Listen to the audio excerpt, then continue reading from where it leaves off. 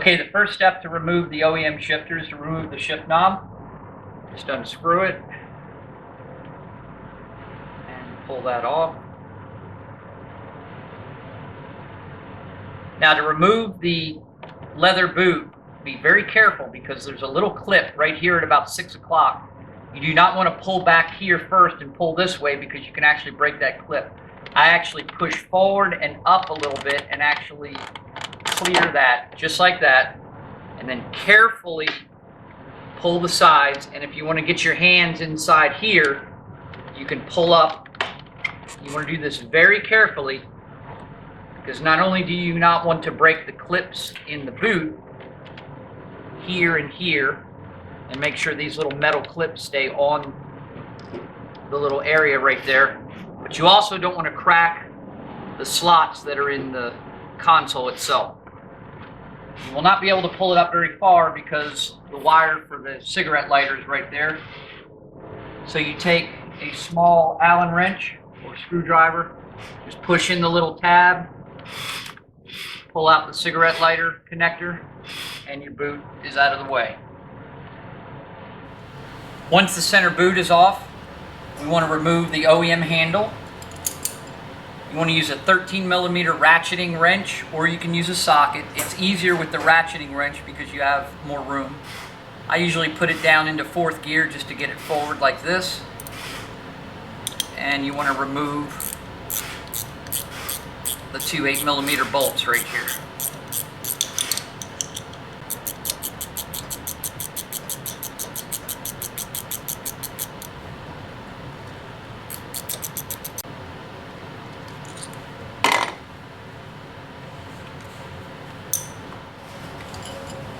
Okay, once the OEM handle is off, take the rod on the shifter and pop it back into neutral.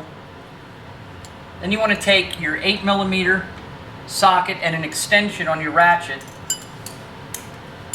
and you want to remove the 4 6mm bolts that hold the inner dust boot in place.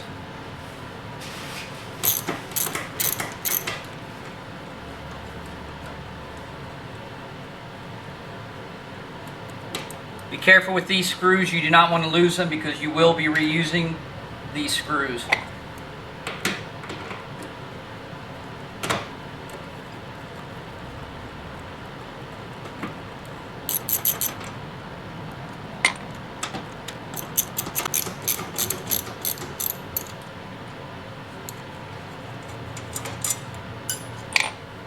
Once the 4 bolts are removed, just want to carefully pull the inner dust boot out. Okay, now that we have the center console off and the inner dust boot, we're going to go ahead and unbolt the OEM shifter. And one thing I like to do is there's going to be a lot of transmission fluid on the bottom side of that shifter.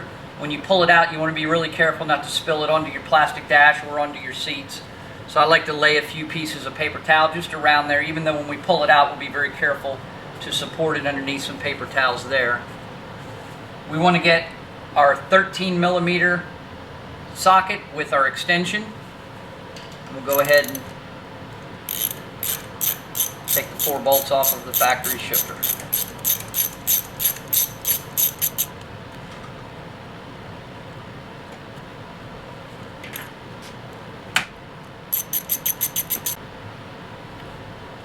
Okay, now before you try to attempt to remove the shifter, because of the RTV silicone seal, and depending on how old the car is, how long the shifter's been on there, it may really be stuck to the top of the transmission.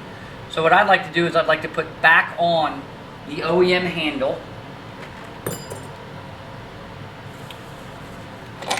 And you don't need to get it tight, but you do want to put both screws inside the handle. Mount that.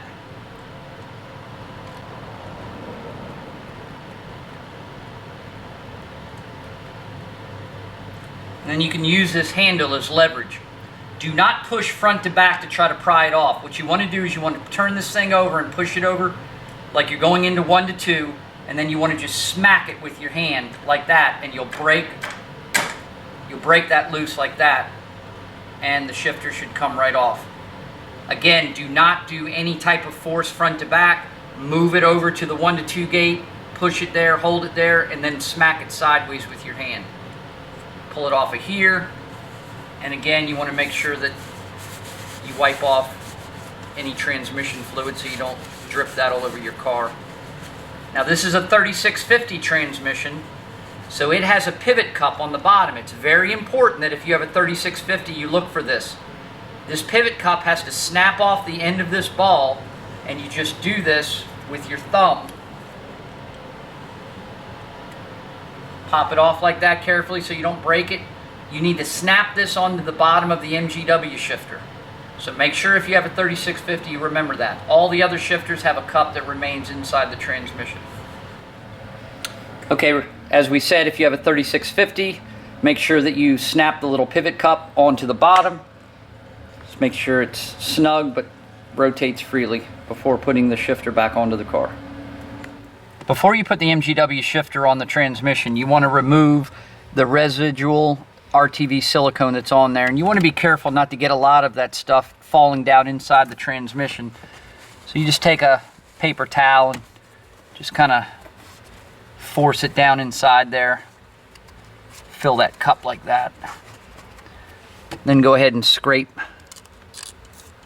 the silicone off of there, and you can just let it fall down onto the ground underneath the car.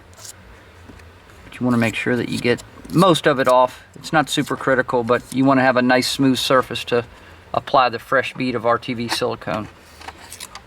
Once you get that off, you can go ahead and carefully remove the paper towel, and again, ball it up and make sure, because it'll probably have some transmission fluid in it. Don't let it drip onto the car. Okay, MGW provides the high temp RTV silicone. Just open the tube, pierce the top with the little cap, and then you want to make a nice even bead, and you want to come on the inside of the bolt holes. Make sure that you go to the inside of the bolt holes. Don't go to the outside, because then you're not sealing it properly.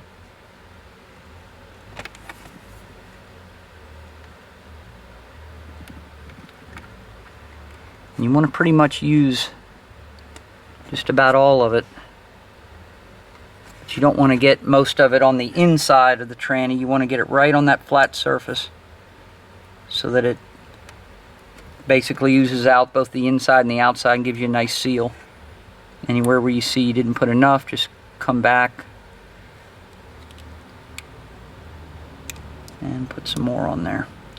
And you can even put a little dab right over top each hole, because it'll allow the threads to seal as well when you put the bolts in there.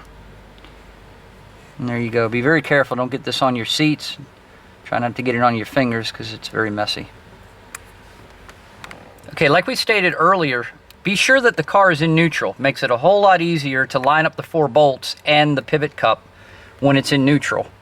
So you just want to carefully lay it down.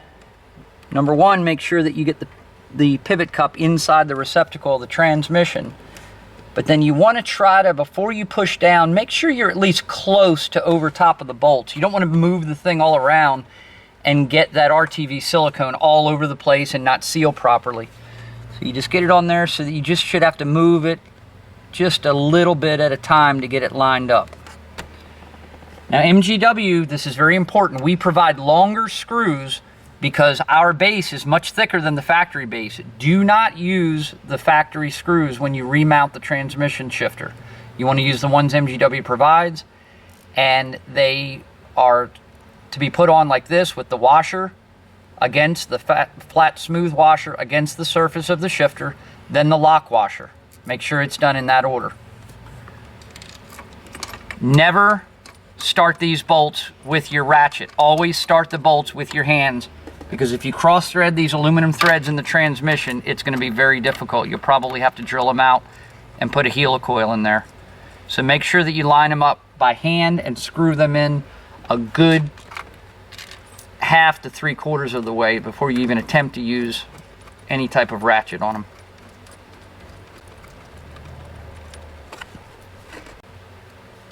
Again, you want to tighten it with your 13mm socket. And you should tighten this just like you would tighten a wheel on a car. You're just going to want to get one corner just snug and then go diagonally to the far corner. Do not tighten it down yet, just get it snug. And come down to the third bolt. Same thing.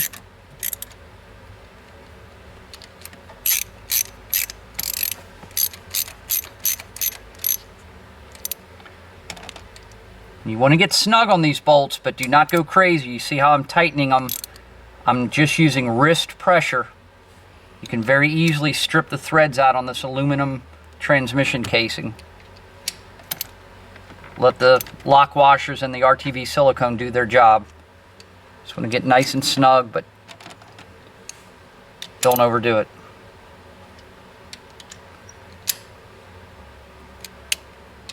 Go back and just double check all four of them. Once you have it mounted, you just want to make sure that you can feel the gear engagements. Make sure there's no binding or anything before you go putting the rest of the assembly back together.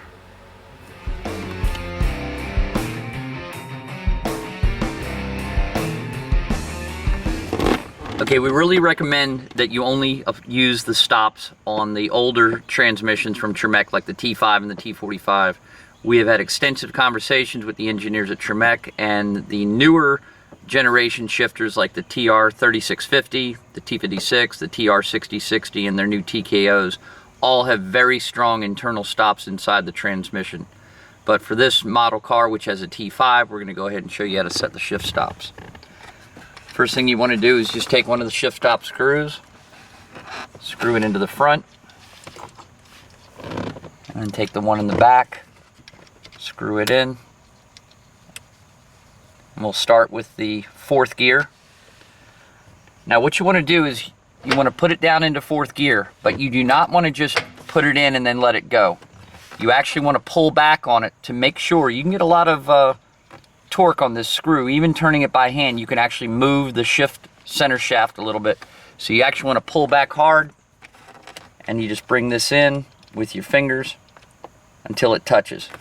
Once it touches, you want to turn it a full 3/4 to 1 full turn back. A lot of people are misunderstanding about the concept of shift stops. They actually believe that the stop screw has to contact the center shaft while it's in gear. You absolutely do not want that to happen. Not only could it rattle and make all sorts of noise, but you can actually cause an undershift where you don't get full engagement, pops out of gear under load, and you will trash the gear teeth on your transmission. So make sure, again, you bring it in until it touches, and then you back it off a full turn. Now once you do that, you take your lock washer, and then you take your lock nut, and again, make sure that you hold it tight. Once you get it started, you actually want to grab your 3/16 Allen wrench, put it inside,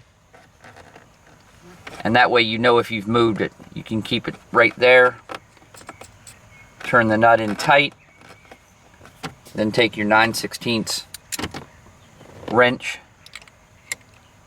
and tighten it. And notice how I'm holding the set screw still with the Allen wrench, because you do not want the set screw to move while you're tightening it, or otherwise you'll actually turn the screw right into the shaft, which is not what you want to do.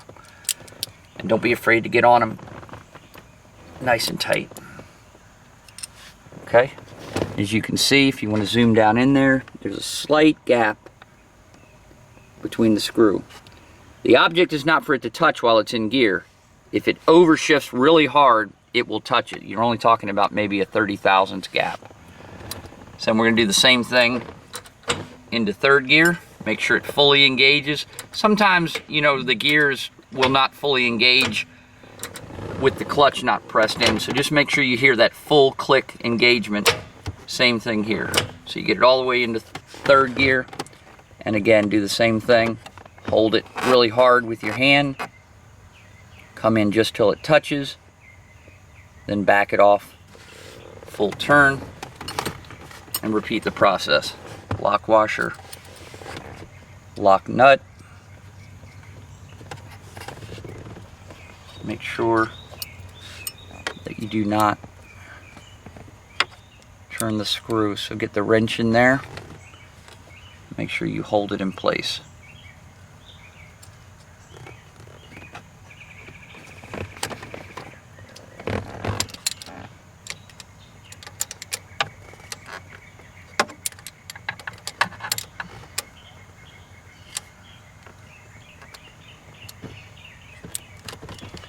Get it really tight. Okay, and there you go. And go ahead and put the boot back on and proceed with the installation. Now, depending on the age of your Mustang, or if there was a previous aftermarket shifter installed, this is the condition you may find that inner boot. As you can see, the one that was on this car was almost completely destroyed. It was ripped, it's worn out, the staples are pretty much shot, and it's pulling off of the boot. We decided that we want to go ahead and put a new one on there to make sure we have a really nice tight seal on our shifter. This is a new replacement one. You get this from your Ford dealer. We're going to show you the part number here.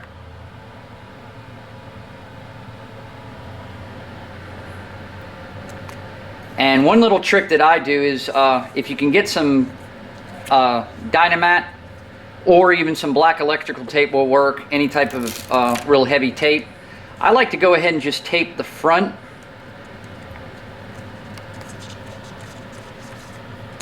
and pull this piece off of here.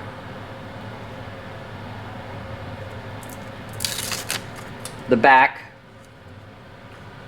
careful not to cover the holes, and just go up underneath. Like I said, you don't have to use this thick Dynamax, you can actually just use some tape. The reason I do that is, I'll show you this one, even though it's stapled here and here, it still flaps open, and when you're trying to work this thing inside, there's very little room. One of the biggest problems people have as installers, they'll flap that thing over like that, and the rubber will not sit flat, and then when they bolt it down, they can get metal on metal rattling, and it really is a pain trying to get these things lifted up and in place. But as you can see, by taping those, it holds the foam piece to the rubber, at least on the front and back corners, really well. Alright, as you can see on this side, we covered the holes a little bit. You want to make sure that you pull them back so that the four holes are clear for your bolts. Now we're ready to put back the inner dust boot with the picture frame. Be careful to make sure that the 4 panel nuts are right over top of the holes. They're fairly loose, so you got to be careful. Like this one you see at the bottom was out of place. Make sure you get it right in the middle. And try to be very careful when you put this picture frame on, boot on, that you don't slide those things around too much. Again, this is why the tape holding the front corners really helps. Keeps the foam part of the boot in place. You want to lift up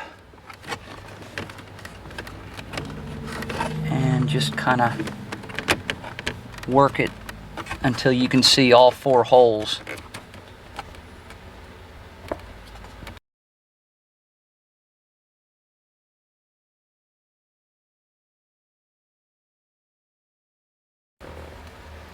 And then using your 8mm socket, go ahead and tighten those.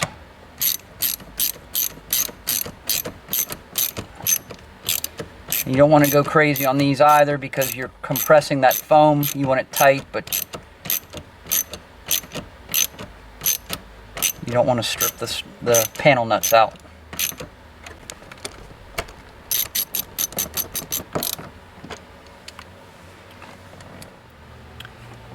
Here's a new part that we include in the shifters now. This is a heat and sound barrier sheet. You want to put this over top of the boot, and it's got a hole to allow the bellows to come through. And then you just want to work the edges up underneath the console. Take your time, get it up inside. Let it lay flat in there. Push it all the way down inside there like that.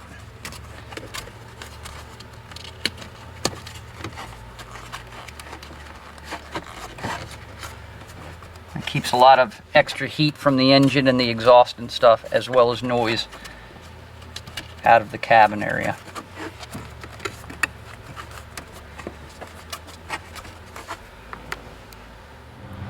Okay, let's talk about the different handles that MGW offers for the shifters. We have 3 handles currently available. The shortest one being our race handle. It has a single bend, very short, very aggressive throws. We have our standard, which does have a double bend, but it's shorter than our comfort handle. It's right in between. This is very similar to our original orange handle design. And then we have a new OEM comfort handle, we call it, which is quite a bit taller. As you can see, it's about 3/4 of an inch higher. Each of them is about 3/4 of an inch higher than the other one. This has a really good bend, brings it really far back to the driver. Very comfortable, very good shifts. Now keep in mind that each of these handles has a full 3/4 of an inch adjustability up and down. So you can put the comfort handle really low and actually have the same feel and throw as the standard handle in the center spot. Same with the standard handle. If you buy the standard handle and you decide you want to throw a little shorter, let it go all the way down and it'll be very similar to the race handle in its standard area. You can also lift them up a good 3/4 of an inch up. You do not have to clamp it all the way at the bottom there, but I would not come up any more than about halfway just to make sure you still have a good clamp on it. The patented feature is really good for our shifter. It allows you to rotate the handle 360 degrees, as well as the handle on the shifter can rotate 360, so you can actually move it in 2 different axes. So you can get it over to the driver and then also have the handle in a natural position facing the rear of the car. We're going to choose the standard handle for this installation, so let's go ahead and put it on our shifter. Okay, when you mount the handle, it's really personal preference. You just want to mount it where you feel comfortable with it. It offers so much versatility with the adjustable features. You can pretty much put it wherever you want to. I like to put the main base of the handle at about 7 o'clock. We'll go ahead and tighten these down. Make sure you get on these nice and tight. These are grade 8 bolts. You should have no problem with them stripping. And just go back and forth a couple times and just make sure both of them are tight. Okay. Then slide the handle down, and I like the handle. You can either have it facing you, that'll give you the best reach, but I like it more of a natural position, so it looks kind of like the factory one pointing directly to the back of the car. Maybe we'll give it a slight bend over that way. And we're going to go with the center setting as far as height. And again, just tighten it up. Go down to the bottom one.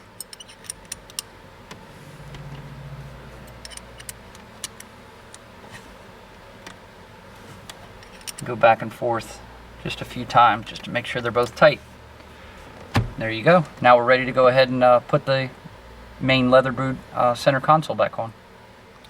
Okay, now we're ready to put the outside leather dust boot on, and we want to go ahead and hook the cigarette lighter back in, pop it in so the little tab pops in, and then again make sure that you're very careful. Slide the boot in first and be very careful putting it in. When you put the front in, do not push down on it, you'll break the tab. You want to push forward and kind of pop it in and then snap the sides in. And then you can work the boot down over top of the shaft like that. Okay, we're going to finish out the installation with a nice shift knob instead of the factory one. This is one of our shift balls that we offer from MGW. Gear shift pattern, our logo on the side. And then we also make a CNC machine, stainless steel and polished deluxe jam nut. Screw it on first and it covers the threads at the base of the shift ball. Bring it all the way down as far as it will go. One thing about these plastic shift balls that you need to be very careful of, do not screw the shift ball down and then try to tighten it to orient the logo. You'll actually run this top of the jack screw here all the way through the knob and break it in half. They were not designed to work that way. They're designed to use the jam nut to tighten up against the shift ball.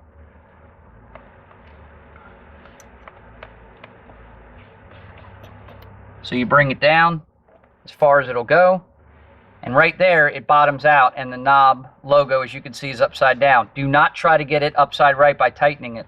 You back it off, orient the logo, Take your 3/4 inch wrench,